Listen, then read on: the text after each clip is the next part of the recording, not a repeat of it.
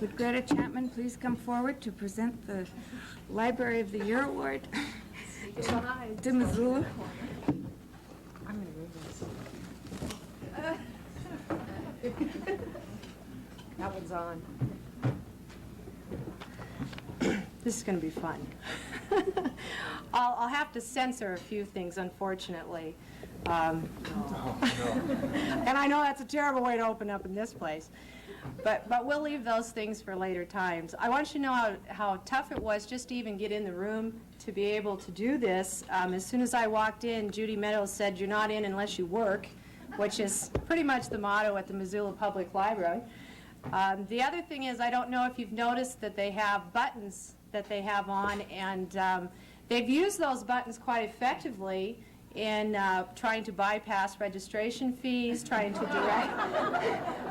direct workshops. I know that possibly they've been handing them out at Town Pump throughout Montana. So those are effective communication skills that they have.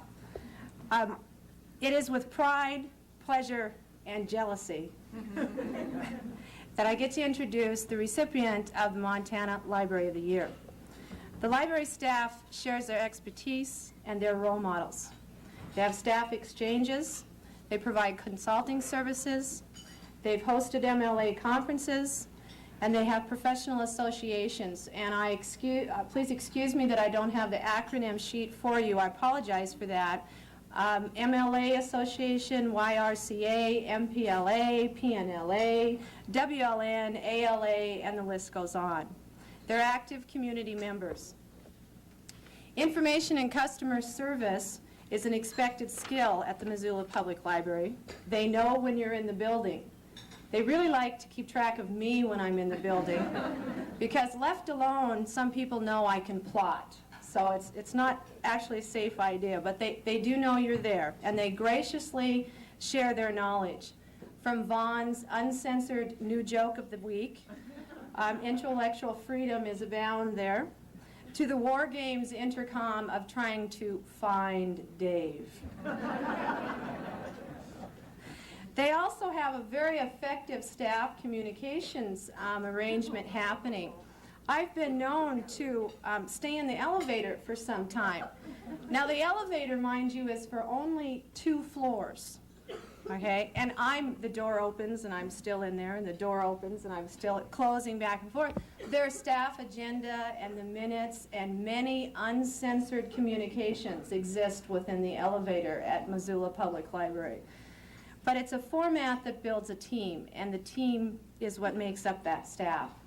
It is with pride, pleasure, and jealousy that I introduce to you Director Dave Polly, Missoula Public Library.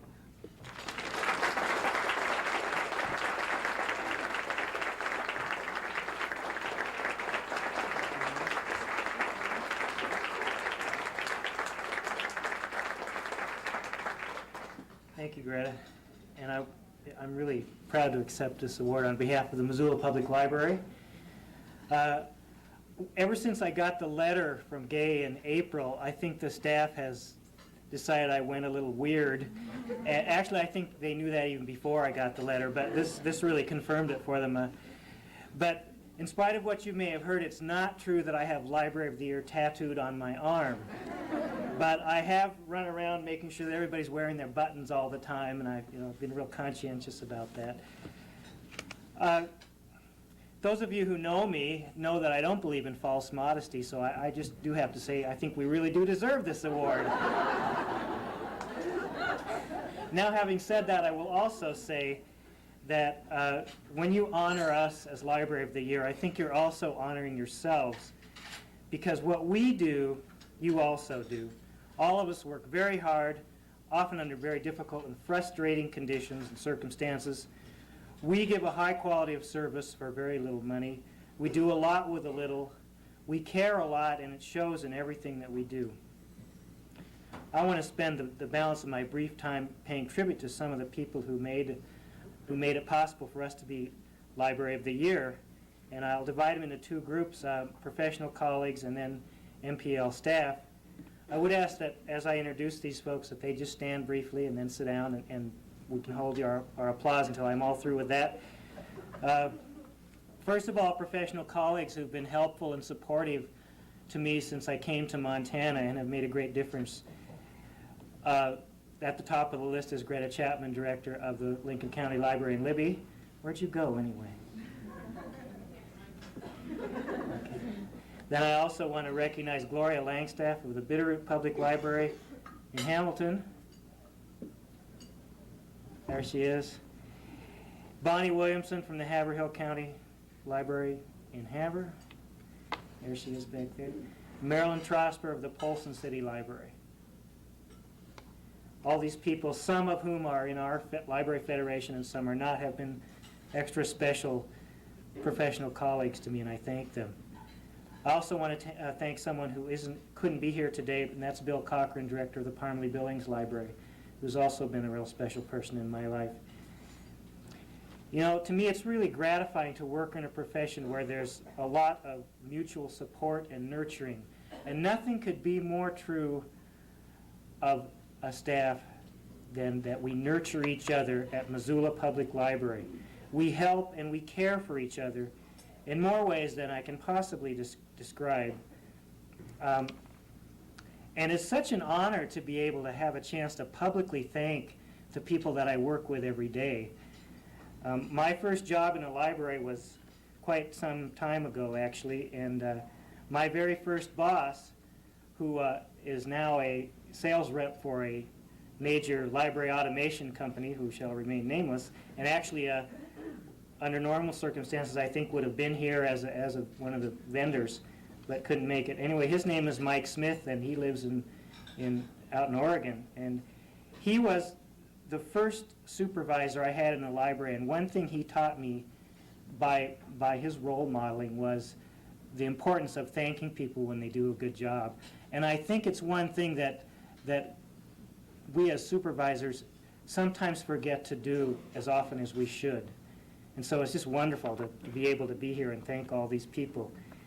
And I can't, you know, if I have the time, I could say something about every single person on our staff and the wonderful work they do and why they make us Library of the Year, but obviously I don't have time to do that. So I just do want to introduce them to you, though, by name and have them briefly stand up. Because these are the people that really made Missoula Public Library Library of the Year. First of all, and they had no idea what I was going to say. I dropped a few hints, but they didn't know what I was going to say today. I want to start with Myra Goldel. Myra, could you stand up? And then you can sit down. Myra works in our interlibrary loan department, and in many libraries, I'm sure that would be considered a full-time job, just doing interlibrary loan. We're quite busy. We're one of the biggest net lenders in the state. We also borrow a lot, and it's a labor-intensive job, and it takes a lot of time and effort. But Myra's an example of all the rest of us at Missoula Public Library, because she doesn't just do interlibrary loans. Sometimes she's up balancing the cash registers in the morning. Sometimes she's back at the periodical desk answering the phone. Sometimes she's at the circulation desk. And that goes for everybody else on the staff at Missoula. We all do a lot of different things because we have to. I mean, we really have no choice, but I think we also like to. I hope I can say that. It's just, she's an example of the kind of thing that we have to do. Now I want to go on. Fern Kaufman from our branch up in Swan Valley in Condon, and our other Claudia Kooks from also the same branch, Condon branch. Mary Marshall, Seeley Lake branch, and Loretta Cooper, Seeley Lake branch. We have a special arrangement with the school there, and we have our branch in the school library, and they've been very cooperative. Vaughn Stevens, reference department, and Don Spreitzer, reference department. Karen Reard, Children's and Young Adult Librarian. Betty Ammon, Children's and Young Adult Department and Circulation Department. We exiled her to a different table, but anyway. Sylvia Anderson, Technical Services Department. Virginia Hughes, Technical Service Department.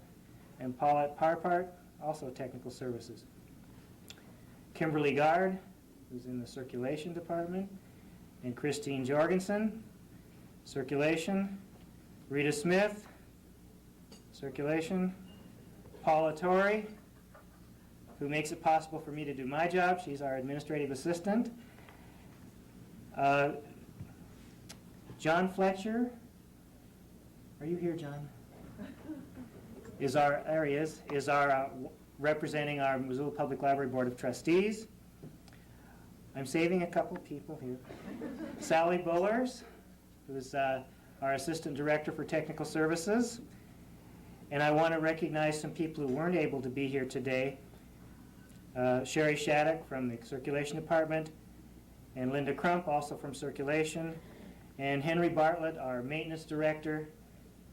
Carla Gilligan, Circulation Department. Carla is in the final stages of her first pregnancy, and believe it or not, she stayed back so that she could deal with the book drops today. We're closed today, obviously, because everybody's here. So I'm hopeful that she won't go into labor today. And Patrick Gilligan, a custodian. And I didn't forget you, Kathleen. Stand up a minute, would you? Kathleen Bartlett is our Assistant Director for Public Services, and I do want to say a couple of words about her before I end up here.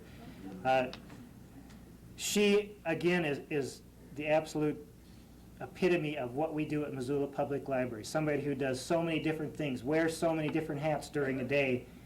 And Kathleen has announced that she'll be retiring at the end of this year, and she'll be leaving a gap in Missoula Public Library that won't be easily filled, I can assure you that.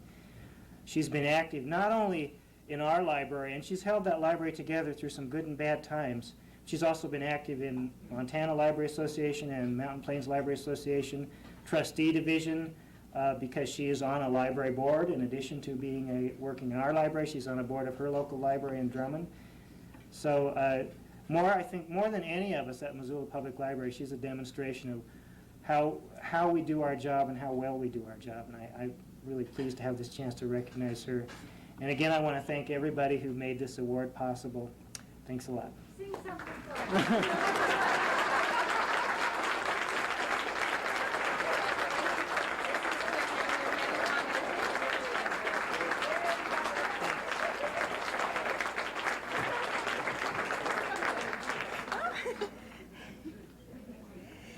The next award that we will be presenting is the Intellectual Freedom Award to the Lewis and Clark Library Board of Trustees, and Jane Howell will be making that presentation.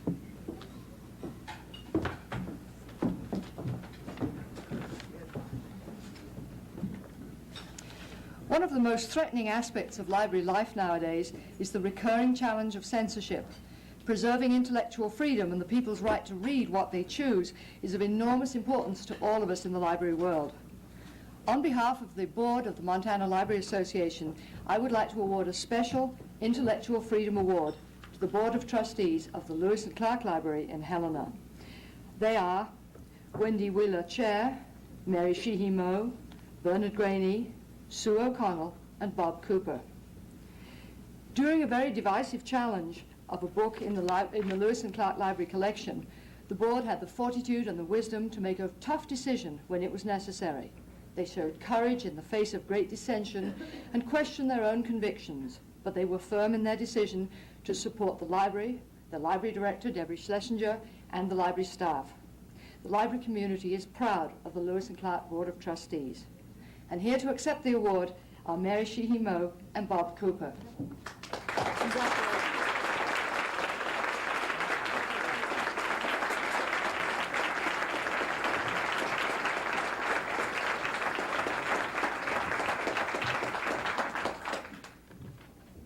In case you're wondering, I'm not Bob. I'm sure I speak on behalf of the entire Lewis and Clark Library Board when I tell you that we are grateful and proud to receive this award. We're grateful in the first place to be alive and able to receive it.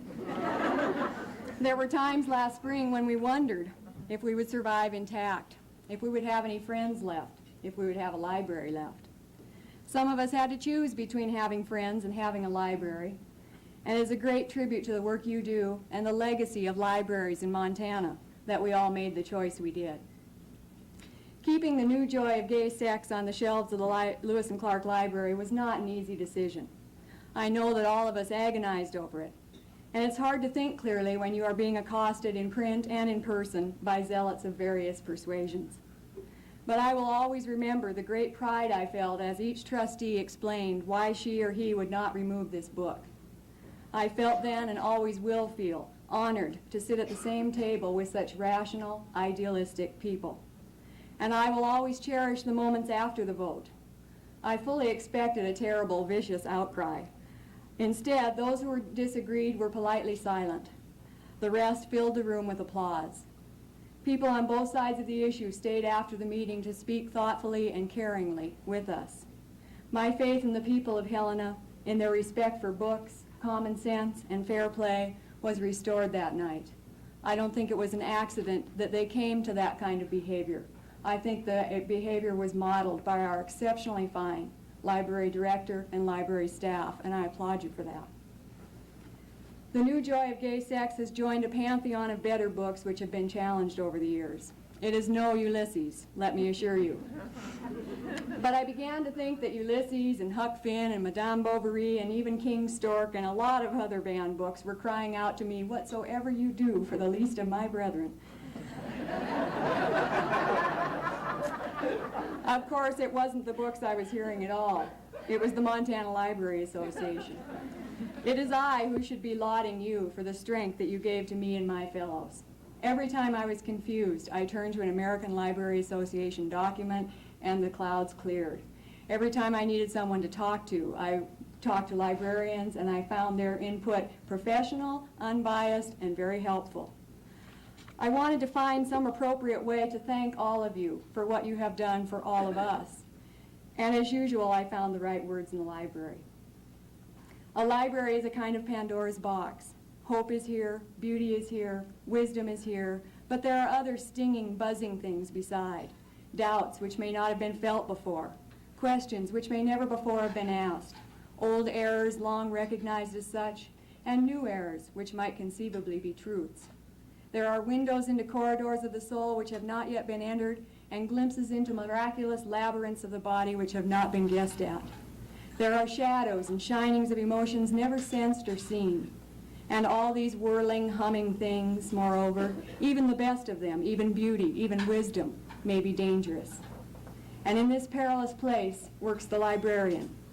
Every American librarian is the champion of a cause. It is, to my mind, the noblest of all causes, for it is the cause of humanity, or more precisely, the cause of the inquiring mind by which humanity has come to be. But noblest or not, it is nevertheless a cause, a struggle, not yet won, a struggle which can never perhaps be won for good and all. Today you give 5 people in Helena an award for one small skirmish in that age-old struggle. I am grateful for that. But for the past over 100 years, you have struggled constantly to preserve intellectual freedom and to make all of us aware how precious it is. For that, I am even more grateful. So I thank you, and please do carry on. Thank you.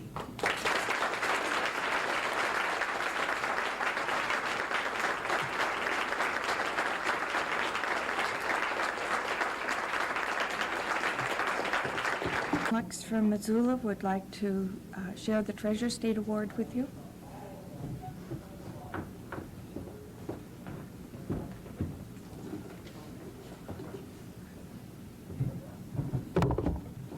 This is the 3rd year that the Treasure State Award has been given to a picture book. 3 years ago, I decided that I felt the younger children of Montana should have an opportunity to be involved in selecting an outstanding book, because the older children were already involved in the Young Reader's Choice Award. So I went to Betty Ammon from Missoula Public because of her involvement with the Young Reader's Choice Award, and so from the 2 of us, the award was born. Last year, we were fortunate enough to get sponsorship from MLA, and we would like to thank the MLA board for this. So this year we had an award made, and we wanted the award to be something representative of Montana. So the award is what we call the Treasure State Bug. It is done by a sculptor in Missoula, Jade Jackson. It is made from Montana products. The rocks are from the Powder River of Montana. This year the award goes to the book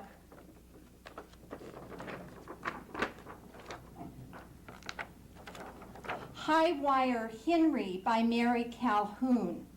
It was the astounding choice of all of our young readers. This year we had over 6,000 K through third graders vote, and we felt that was really exciting. And each year since the inception of the award, we have had a very steady increase in participants. We're sorry that we did ask Mary to join us today, but she was not able to do so. So we will be sending on to her the treasure bug after today. Her publisher did, though, send to us posters of High Wire Henry, and as you leave today, they are in a box at the back door. In 1994, we do hope that particular winner will be able to join us at the MLA conference when it meets in Butte. Later on at 2 o'clock, there will be a panel in which I am participating. I will have their lists of the books that have been nominated for the 94 award, as well as the bug will be there if you would like to look at it closer. Again, thank you to MLA for helping us make this a real award for a picture book author.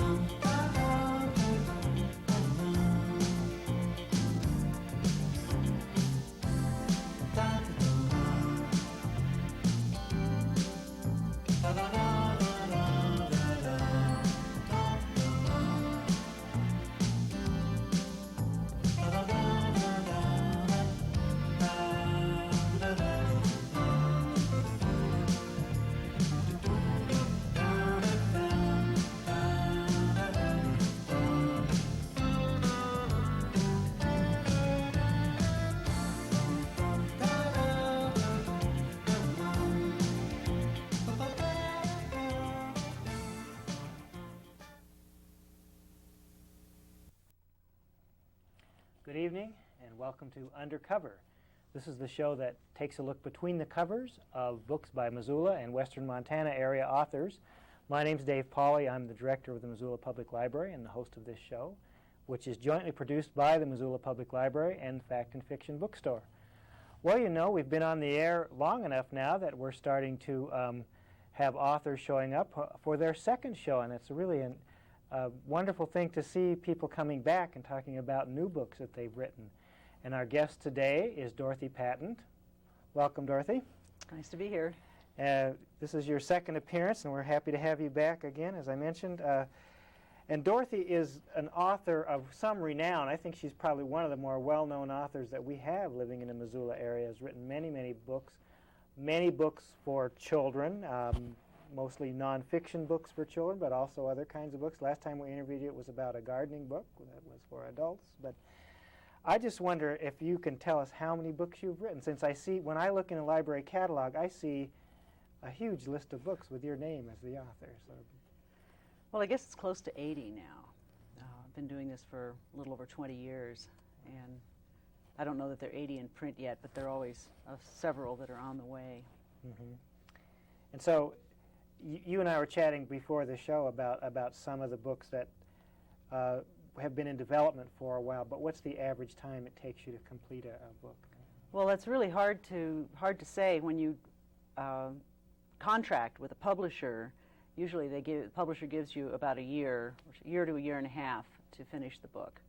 But oftentimes I've done research for the book before that even happens, because I've come up with the idea because I've become familiar with the subject matter. Mm-hmm. So I may have done quite a bit of the work already for that particular book.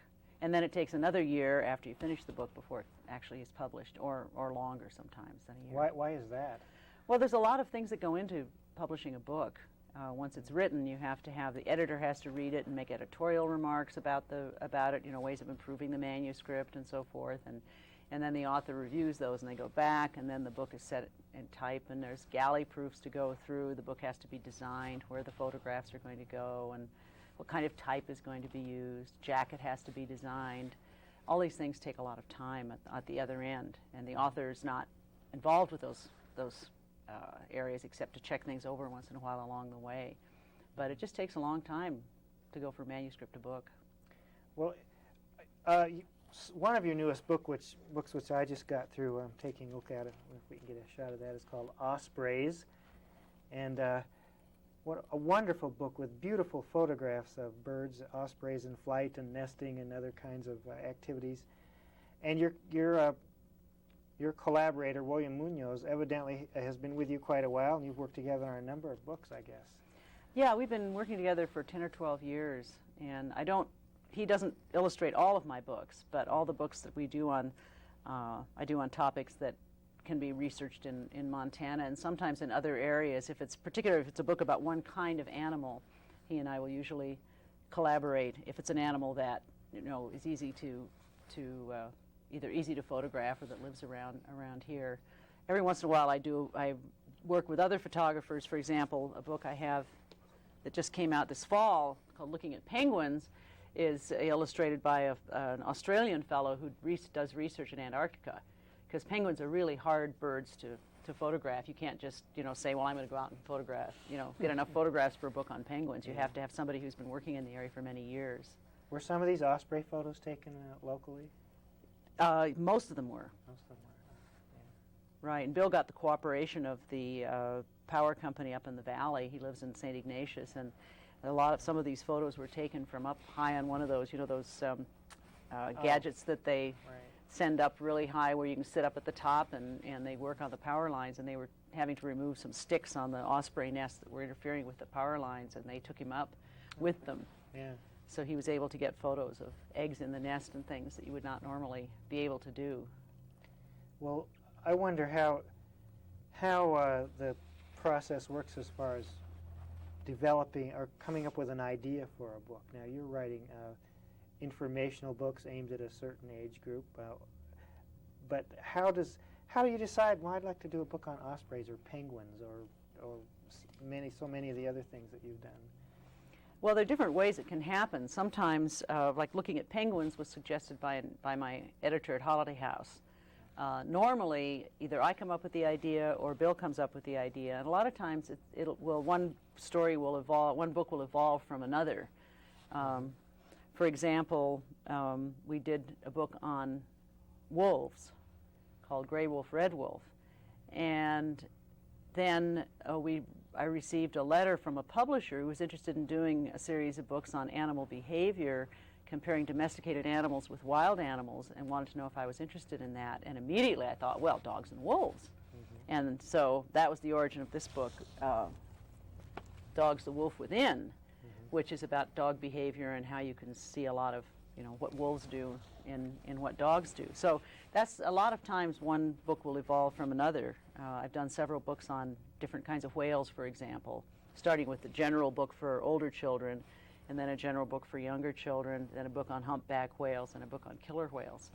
Okay. Well, when you talk about different age groups, do you have a particular age group in mind for a particular book? Or, I mean, it seems to me like the material and information could cut across a lot of age groups in many of the books. Yeah, well, that's one of the advantages of writing for children is that you can use the same information more than once by writing a book for, say, 2 different age levels. Like I have the book on whales for older children and then a book on whales for younger children. It's shorter, it's simpler, the sentences are shorter, the paragraphs are shorter, the information is more general. And then, again, continuing, with books on individual species for even younger children. So if I just sit down and write, it usually ends up being a book for ages 10 and up. Somehow that's kind of my natural level. I write as if I'm talking to somebody who doesn't know anything about the subject matter. I don't specifically think about children as an audience. But if I write that way, it comes out about right for that age level. If I'm writing for younger children, I have to be more conscious as to words I use and things like that. Well, how did all that get started? I mean, how did you start writing books for children? Where did that come from? Well, I'm not one of these people who always wanted to be a writer. I've always loved animals. And I got a bachelor's degree in biological sciences and then went on to get a master's and PhD in zoology from the University of California in Berkeley. And I met my husband and got married while I was in graduate school and had 2 kids along the way. And so I wasn't sure what I was going to do with my degree. And after we'd traveled and worked in different places for a couple of years, we settled in North Carolina, and there was really nothing for me to do there. I'd been able to work part-time in laboratories until that time, and then I had to really sit down and think, well, what do I want to do with my time? My kids were 3 and 5 and at the time, and I didn't want to be out of the house. And so I sort of thought, well, I have kids. People have always said I explain things well. Maybe I should try writing books about animals for children, and it all just sort of fell together. It took a couple of years to get it going, but I feel really fortunate that I was able to get involved in it because it's been the perfect job for me. Yeah. Well, I didn't know you were a Berkeley grad. We'll have to do the secret handshake later on. I am too. Did you have difficulty initially figuring out how to get published, or who do you talk to, or how that all happens?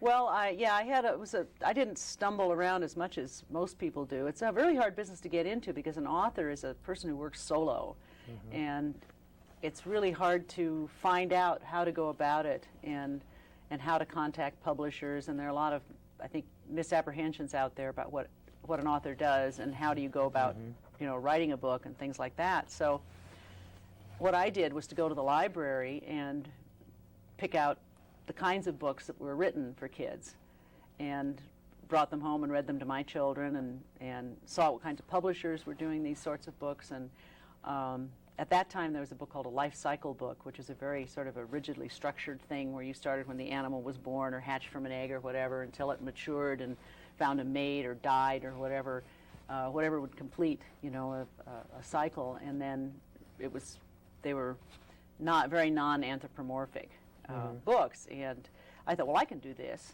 And I thought a bumblebee is an animal that kids encounter that's really rather alarming and obvious. So I wrote a manuscript about a bumblebee and sent it to Holiday House, which published a lot of those kinds of books. And the editor said, "We're not doing these books anymore, but I like your writing."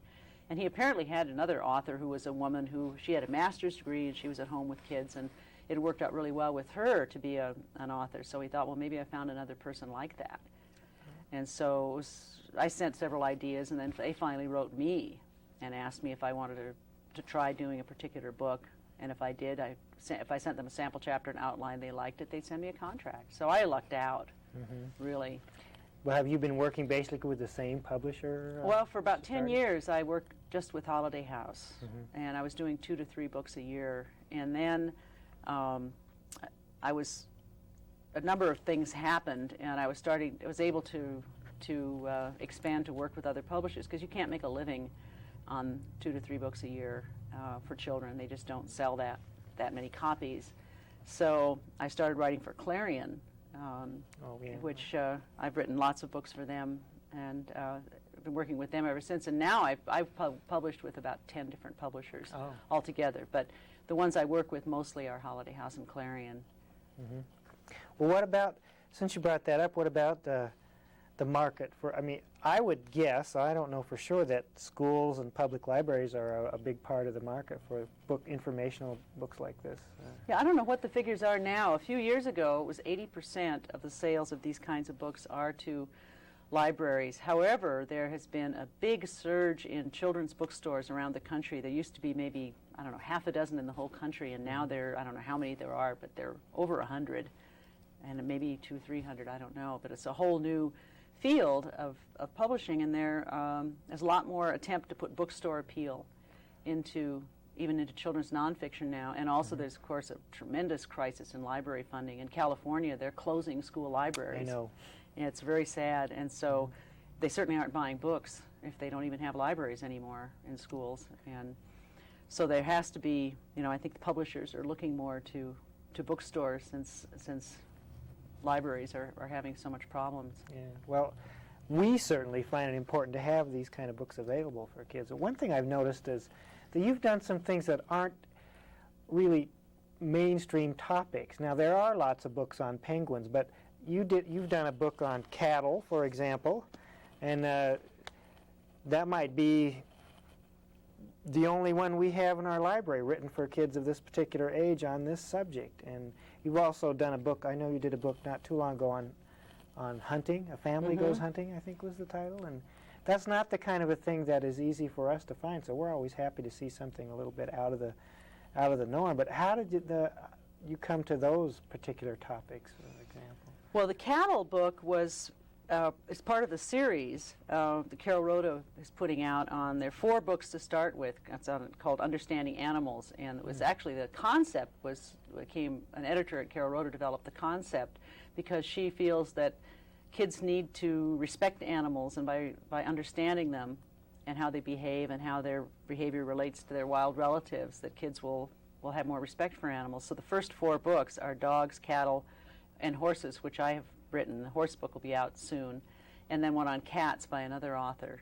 So that's how cattle came about. The hunting book came about because I basically got tired of the attitude that so many people who don't live in the West have about hunting, and as if everybody who hunts, has blood dripping from their fangs or something.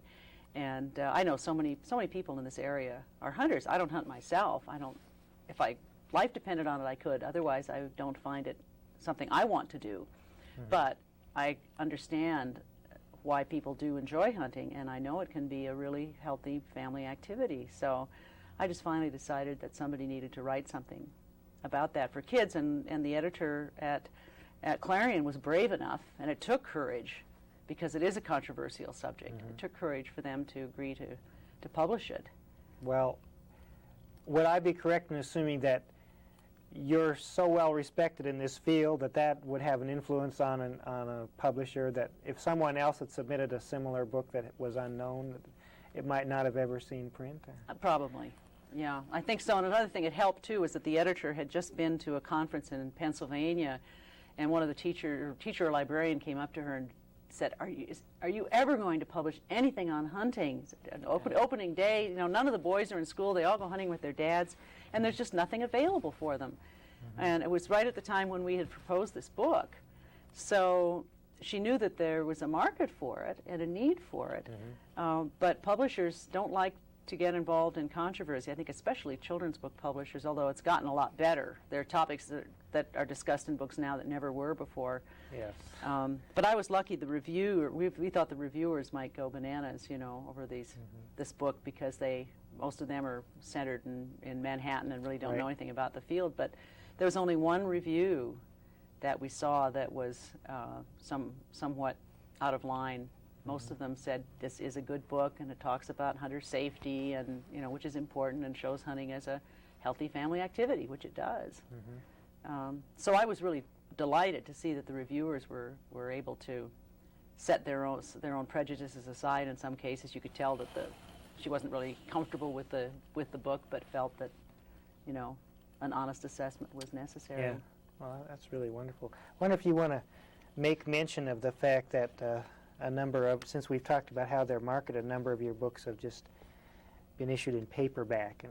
Yeah, and these books, one of the things that's frustrating about writing this kind of book for children is that they don't come out in paperback that often, and the hardback books are pretty expensive. They're like, you know, $12 to $20, which is a lot more than a lot of families can afford to spend on books for their children. And kids like animals. They don't just like storybooks, they also like animal books. So I was really glad to see that Clarion has put out several of my books in paperback. And there is another trend that I should have mentioned earlier for books in the classroom. More and more classroom teachers are buying books and putting them in the classroom, and that's one of the reasons for the increase in the paperbacks, because they can be bought and used. You know, a classroom, they can afford to buy several copies of the same book if they want. Well, I'm all for that. More books to more kids, however they get them. I don't care. Same here. Do you ever get a chance to talk with kids about your writing and your books? I know. Yeah, I sometimes. I usually do a couple of local schools a year, and then sometimes I'm invited to other places. I'm going to Florida in November, to Miami, and I'll be speaking in 2 schools there. And then every 2 or 3 years, there's a conference in Northern California in the Eureka area, which is a lot like Missoula. It's a rural area with a lot of kids tucked away in little towns in the mountains, and they bring in a whole bunch of authors from all over the country, and they try to get one author to each school in the area in the 3-day period. So I like going out there. What do you find when you go talk to kids about? I guess just in general, how do they respond, and what do they think of your books, and are they different than they were a few years ago? That's a bunch of questions, but I guess basically, what do you find about kids? Most kids really like animals. They are, at least the kids that I've met in the schools in these different areas have mostly responded very well. And the part they like best when I give a talk is the slide show. I usually bring a set of slides, some that I've taken, some that Bill has taken, and they really like hearing about bears and wolves, especially dramatic animals, and they really enjoy that part of things. So they're not that interested in what it's like to be an author and how a book is published. Yeah. They're not as interested in that as they are actually in the material itself. Do urban kids respond as well to the books about wildlife? Well, ask me after I've done Miami. Miami ought to be a good test of that, I guess. Yeah, I haven't really spoken to kids in big cities before, and I hadn't even thought about that before you mentioned it. So it'll be interesting to see how they respond. I suspect that they, especially kids like third and fourth graders, in general, really, really like animals. Well, I understand that there's a possibility you might be interested in doing a novel. Is that true? Or?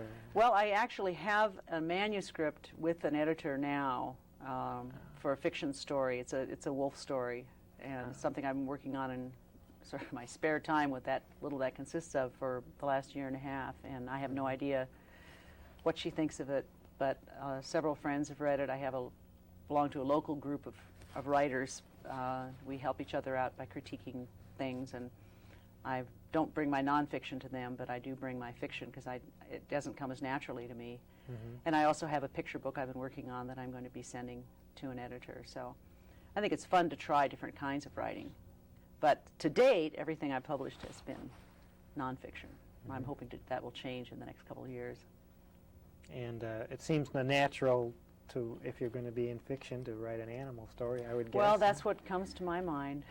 Well, I'm pretty much an animal-oriented person. Even the picture book is about animals. So yeah. I don't think I could write a book that didn't have living, some kind of a biology focus, either animals as characters or being about the living world in some way. Were you always interested, even as a child? Is that where this came from? Yeah. Ever since as long as I can remember, when I was a kid, I'd go out in the woods and walk, and my brother and I would play with the toads. And I was kind of strange because I had snakes for pets, and girls aren't supposed to do that. I'm glad you weren't my sister, but otherwise, my parents were very tolerant yeah. of my hobby. I had That's a room great. full of cages and aquariums with fish and frogs and snakes and lizards and things, and sometimes they got loose, which didn't make people happy, but they put up with it. So anything in development now that you could talk about? I know this is the newest one, and to me this is such an interesting thing because we don't probably have a book quite like this in any library that I know of. So called What Good is a Tale? Maybe you could talk about that for just a minute, how that book came about. Well, that's a book that I suppose evolved through all the work that Bill and I have done together over time. It's the kind of thing that would be really hard to do if you hadn't had a lot of experience learning about different kinds of animals, and for Bill, going to zoos and in wild places, taking pictures of a lot of different kinds of animals. Because you couldn't just go out and say, well, I'm going to do a book about tails. You'd have to already have a fairly good stock of information and photographs. But with that background, it was a relatively easy book to write. It was mainly a question of pulling out my knowledge from different areas, and it's a fun book. Yeah. To just think about that topic, and we're hoping to do more books like that for the same publisher. Although I think they want to see how this one does first. But there's so many, a lot of body parts. Yeah. You could write about. We'd like to do something about beaks and mouths in different ways and so forth. And Great we had idea. a book on feathers, which has done really well, got a lot of really good reviews and so forth. And so we're working on one now on fur, which is a sequel, of course, to feathers, and it's going to talk about what fur does for mammals and what functions it has and so forth and so on. So that's a book that will be out next fall. I'm writing it now. Oh, great. That just seems like such a nice original approach, and the kind of thing that we really need to have for kids. So. Yeah, I think there's a lot of books about individual species now, and that's Right. a trend in my writing, is going to be away from individual species, more towards general topics. I'm working on a book on biodiversity, which is a really big topic, Yeah. that I'm going to have finished this summer, so it won't be out until 1995. But that's going to be a larger book, larger format, longer, because it's a major topic. And we're hoping that it will become a basic reference book. So it's going to be a little bit different than the other things that I've done. Yeah. So there's always something in the works with you, I guess. Oh yeah, and you have to plan way ahead. I mean, I'm working on contracts that involve deadlines for 1995. And so I have to be really careful to schedule things so I don't get too many things going at once. That's a mistake I've made in the past. I'm trying not to make now. Well, we certainly are glad to have you again as our guest on Undercover. And Dorothy Patton and William Munoz have done some wonderful books with great photographs and fascinating information for, I think, really for people of all ages, but aimed at the children's market. Well, we have a couple of minutes left here. I want to tell everyone about upcoming events at the Missoula Public Library. November 15th through the 20th is Children's Book Week. And what a great combination that is, children and books, at least we think so. And in order to celebrate that week, we're going to have a little theme called Share the Adventure of Children's Book Week.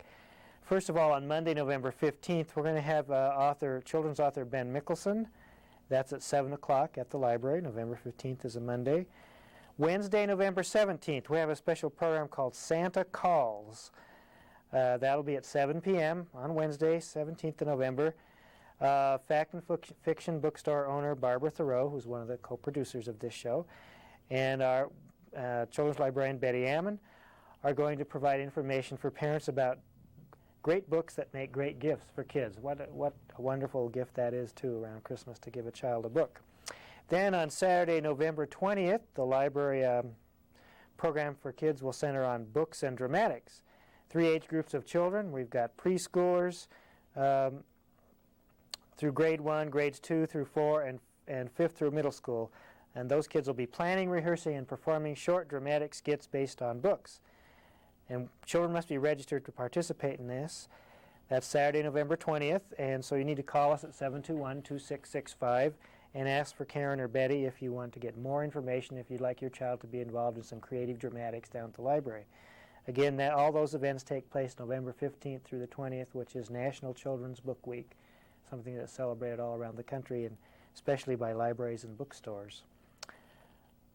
Library hours are Monday through Thursday, 10 a.m. to 9 p.m., and Friday and Saturday, 10 a.m. to 6 p.m. Again, you can call us at 721-2665, 721-BOOK, if you're interested in any particular programs that we're doing.